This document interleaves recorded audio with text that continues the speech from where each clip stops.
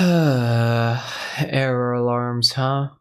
A special type of alarm that, once initiated, will continually spawn in a set amount of enemies every so often until either you finish the level or do whatever it is that you need to in order to shut off the alarm.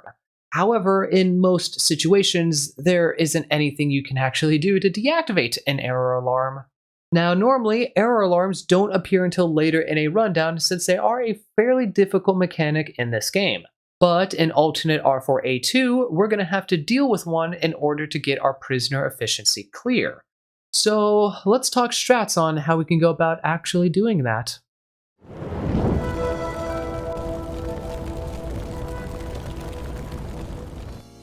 Hello everyone, Professor Scalar here, and welcome to the alternate R4A2 level guide. Just like always, we're going to be starting off with your loadout, and this time around, I recommend you bring with you a bio-tracker, a mine deployer, and 2 mid to long range sentries, so burst and or sniper sentries. And the reason why I recommend the bio-tracker is because the lighting in this level isn't really all that great. Plenty of areas where enemies can easily sneak up on you through the shadows, so having a bio-tracker that way we could tag those enemies or just simply give calls to our teammates will make it so that we aren't going to be getting hit nearly as often or waking up room after room. That if we go for the optional objectives, there will be some scouts here and there we're going to have to go through, as well as an error alarm we're going to have to deal with, and any level that has an error alarm in it is almost a insta bio-tracker for me and my team. Then when it comes to the mine deployer, I'm recommending this because there are a fair amount of alarm doors in this level, and for many of those alarms, there will be plenty of doors we can shut to just delay the enemies, and then place a mine on the one that leads directly into our room. That way, once they finally do make it into our room, they blow up, and then the waves has to respawn, and then they have to go through that journey again just to get back into the room,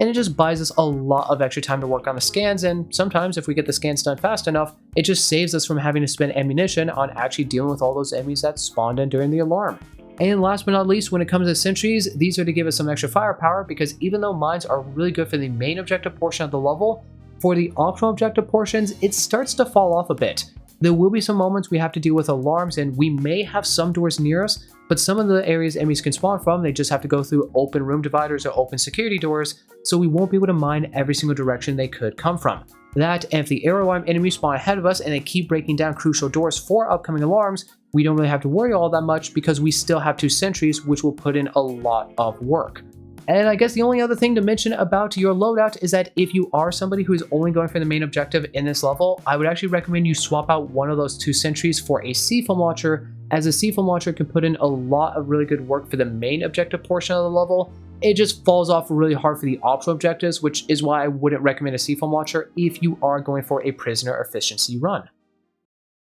Dropping down into the level, you'll see that your main objective is to retrieve 2 cryogenic cases, and this first case is always going to be located inside Zone 44, while the second one will always be located either in Zone 45 or Zone 46. And you and your teammates are going to be starting off inside Zone 42. In here, aside from the enemies and resources you would typically see, the only thing really noteworthy would be the bulkhead door control and the door to the secondary objective, although you cannot access these quite yet, as well as the security doors to Zone 44 and Zone 43. Now, the security door to Zone 43 just simply has a full team scan tied to it, but that security door to Zone 44 has a Class 3 alarm. So we're going to want to deal with that first, which, as you can see at the map overlay, there's only one possible spawn location for enemies, and while there are a few different routes they could take to get to us, they have to go through quite a few doors. So I recommend every single door in the zone you shut, and then these 2 doors in particular, make sure you place mines on them, that way it'll blow up most of the enemies once they finally do break them down. As for your sentries, you could place them however you see in the room. Usually I like to just do 1 sentry facing towards each door and call it good.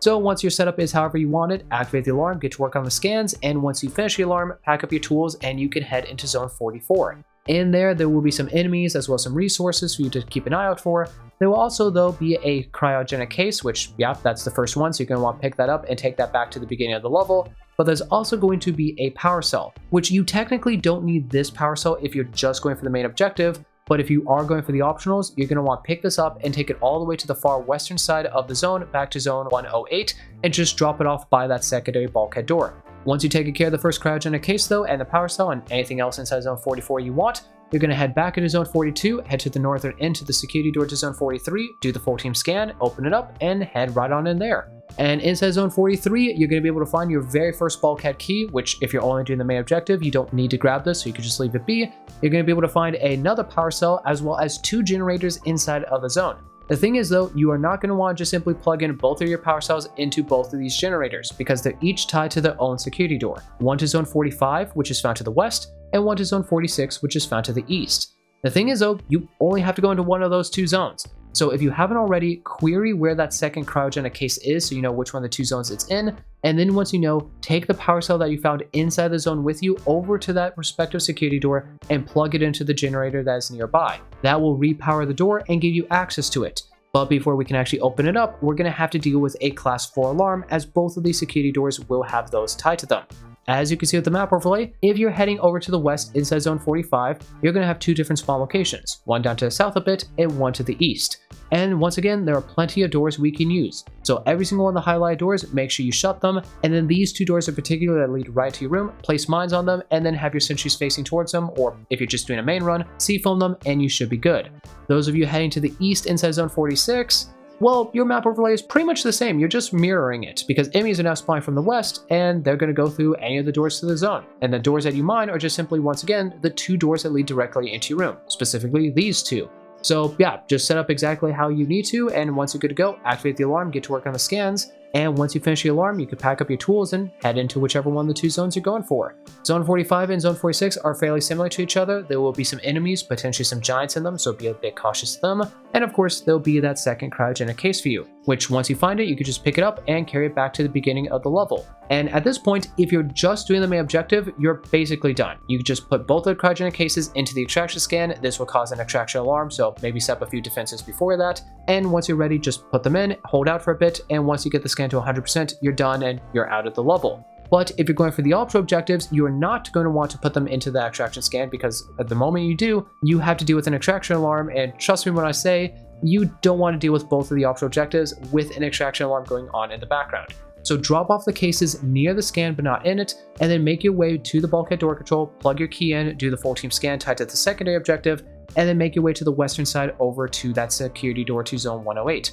Then when you get over there, you can just open it up as it's not even a scan tied to it, and you can head inside and get to work on your secondary objective. Which upon entering into the zone, you'll see that your secondary objective is to collect a DNA sample from a specific HSU. And this HSU will either be located inside zone 110, 111, or 112. So I would actually recommend that now, while everything is calm and collected, hop on a terminal and query that HSU so you know which one of those three zones it's actually located in. Then once you've done that, you just go throughout the rest of the zone, clear out the enemies inside zone 108, grab the resources, and keep an eye out for the second bulkhead key, as that is going to be located in here and you will need it to progress further in. Another thing you can actually do is also grab that power cell that you've been bringing with you and take it to the far western side of the zone where you'll find a security door to zone 109, as we will be bringing that power cell into there later on. But once you've taken care of everything inside zone 108, you're going to plug that bulkhead key into the door control, which will cause a secondary and an overload scan to appear. And you're not going to want to do the secondary scan, you're actually going to want to do the overload, as we need to complete that one first if we intend on doing every single one of the objectives in one run. So do the overload scan, and then once you've done that, the bulkhead door to the south of you to zone 241 will unlock. So you're going to walk on down over there, and as you get next to the door, you'll be able to see that there is an error alarm tied to it. And this error alarm will spawn in 3 regular strikers or shooters roughly every 15 seconds. And there's no way to deactivate this error alarm, so once you activate it, it is there for the rest of the level. So from this point on, you and your team are sort of going to be splitting up into 2 teams of 2. 2 people who are going to be pushing ahead into the next few zones and quickly but stealthily, ideally, dealing with all the enemies who are sleeping inside of them and then grabbing resources and letting the defenders know they can push up when it's time to. And then the defenders, you're just going to be staying outside the zone, dealing with the air alarm enemies who spawn in from behind you, and preferably dealing with them with melee, that way you can conserve ammunition, and you don't risk shooting your gun and waking up enemies in the next room that your attackers are dealing with. Just keep in mind though that the air alarm is not guaranteed to spawn from behind you, so if you hear it spawning from in front of you, or the biotrack person says, hey, airwave spawned in front of us, we need your help, you're going to want to quickly rush in and help the attackers, or the attackers are going to want to quickly fall out of the zone and come to the defenders and let the enemies come to them. A few different ways you can handle this air alarm, so it's really just up to your team and what you think is best. But continuing on with the objective, once you head into zone 241, you'll see that your overall objective is to find a specific terminal and put a command into it. And this terminal will always be located at the far back end of the zone you're currently in. So attackers, you're going to be moving throughout it as there are a fair amount of enemies inside zone 241 as well as 2 scouts who are patrolling about. So you're going to want to deal with them as quickly as you can before the arrow wave spawns in front of you and potentially wakes everything up. If things go horribly wrong and the scouts both wake up, just quickly regroup with your team, find a good place to hold out, and just plop down your sentries and get ready to deal with all those enemies that woke up from the scout scream, as well as all the enemies that are going to be spawning in because of these scout waves. Assuming everything goes well though, or once you have dealt with everything and you just are in a stable position, you're going to continue going throughout zone 241, looking around for resources, as well as the third and final bulkhead key, which will be located somewhere inside the zone, and you're going to slowly but surely make your way all the way to the southern end of it. Down there, you will be able to find a terminal, and once you go near it, a command will appear in the top left for you to put in. Just type in the first few letters of that command, then hit tab and it will auto-complete it, then hit enter, and once you do that, a full team scan will appear next to the terminal. Everybody's going to have to group up to finish that scan, but once it's done, the overload objective is completed. The error alarm is still going to be going on though, so you will have to continue to deal with it, but now we can backtrack and go back into zone 108, go to the bulkhead door control, plug the bulkhead key into it, and we can get to work on the rest of our secondary objective, which once you finish that scan, the security door to the west of you to zone 109 is going to unlock. However, before we can open up that security door, we have to deal with a class 2 cluster alarm that is tied to the door, which, as you can see with this map overlay, there are a few different locations enemies could potentially spawn from. So what I would recommend you do is wait for a wave of enemies to spawn in and then quickly deal with them, and then you're going to want to shut every single door in the zone that is not already broken down, and then if these 3 doors are closable, you're going to want to place a mine on them as they are the ones that lead directly into your room. Then once you've gotten that taken care of, you could just place on your sentries, activate the alarm, and quickly get to work on the scans. This is only a class 2 alarm, so it's not going to take too long to finish, although it is cluster, so keep in mind there will be 8 small scans, not just simply 4. And once you have finished this alarm, you're going to want to wait for the enemies to get to you from the alarm and deal with every single one of them. Then once you're back to just simply dealing with the air alarm enemies, you're going to split up once again. Some people are going to head into zone 109 while some people stay outside to defend, because zone 109 itself is going to be one really big room, and in there will be a fair amount of enemies as well as a single scout patrolling about. So attackers, once you go in, try to deal with that scout as quickly as you can and then deal with the other enemies. And once you've cleared the room, you can have the defenders come in with you. And once they come in, they can plop down their sentries facing towards the open security door, a decent distance away from it, as we are going to have to deal with an alarm in here. So we might as well set up the sentries in advance, that way we are prepared for it. Aside from the enemies, there will be more resources inside zone 109, as well as a total of 3 different security doors and 3 different generators. Every single one of these generators is tied to its own respective door, so what you're going to want to do is find out which one of the doors you're actually going to for your HSU, so 110, 11, or 12, and then once you go near the door, see which generator is tied to it, and then take that power cell that you've been bringing along with you and plug it into said generator, that way it unlocks the door. If you happen to plug it into the incorrect one by accident, no big deal, there's actually another power cell somewhere inside the zone, so you could just simply look around for it, grab it, and then plug it in. Just make sure that you actually plug that one into the correct one, because if you don't, yes, there is another way to get a power cell, but that requires you dealing with an alarm door and going into one of the incorrect zones, looking for a power cell, and then coming back out, which, yeah, not an ideal situation. So better to just simply plug the power cell into the correct door on the first attempt. But once you plug it in and you've unlocked the door, you can go up to it and you'll see that you're going to have to deal with a class 3 cluster alarm to actually fully open up the door. So quickly, we're going to want to set up some defenses for this final alarm. As you can see with the map overlay, there are a few different locations enemies could possibly spawn from, and there are a few doors we might be able to use, but they might have already been broken down. So these 3 doors in particular, if you can still use them, I recommend you go out, shut the door, and mine them, and then when it comes to your sentries, as I mentioned earlier, just simply have them in the room with you facing towards the open security door. Then as soon as you got everything set up how you want to and your team is grouped up next to the door, activate the alarm and get to work on the scans. Either all 4 of you could work on the scans, or if you want to, you could do another 2 and 2 split, or maybe a 3 and 1 split, and have some people go over near the sentries and help defend, and just thin the horde a bit, that way you don't have to worry too much about them. But do whatever you think is best for you and your team, and once you have finished this alarm, deal with any of those alarm door enemies that are still left alive, so once again you're back to just simply dealing with air alarm enemies, and one more time you're going to be splitting up. Some people are going to head into zone 110, 11, or 12, whichever one it is, and you're going to be dealing with the enemies who are sleeping inside the zone. There will be another scout in each one of these zones, so keep an eye out for it. You'll be looking around for resources, but more importantly, you're either looking around for the terminal so you can ping the exact location of your HSU, or you're going to be looking for the HSU itself. And when you do find the HSU, you are not going to want to activate it quite yet,